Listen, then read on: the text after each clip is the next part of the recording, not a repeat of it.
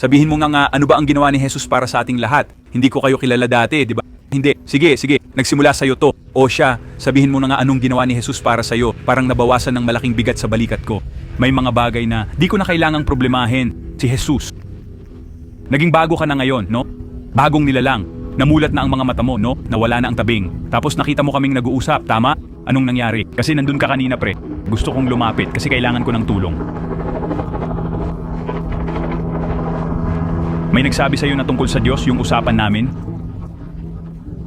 Anong nangyari? Dinapuan ka rin ng banal na espiritu, no? Purihin si Haring Jesus, no? Parang iba na ang pakiramdam ko. Parang iba na rin ang katawan ko, alam mo. Mas payapa na ang pakiramdam, alam mo. Nawala lahat ng bigat sa'yo, no? Lahat ng stress ko, alam mo. Hoy, umalis na si A para sa paaralan at parang lahat ay magiging maayos lang, alam mo. Ang kalayaan, no? At naramdaman mo ba ang Espiritu Santo sa'yo? Oo, ang ganda, no? Oo, parang malinis. Unti-unti naglilinis mula sa paa pataas. Unti-unti niyang nililinis ang lahat. Jesus, naramdaman ko, ito ang dahilan ng buhay ko. At ito ba? Ganito rin ba nangyari sa'yo? O ano? O Jesus, parang magandang enerhiya, parang di ko alam, ang ganda ng pakiramdam ko. Parang, kaya iba ang itsura mo, iba rin ang itsura niya. Tingnan mo siya, hoy, nawala na lahat, no? Oo, at ang katawan mo, parang nawala sa balikat ko. Di ko alam, ang ganda ng pakiramdam ko ngayon.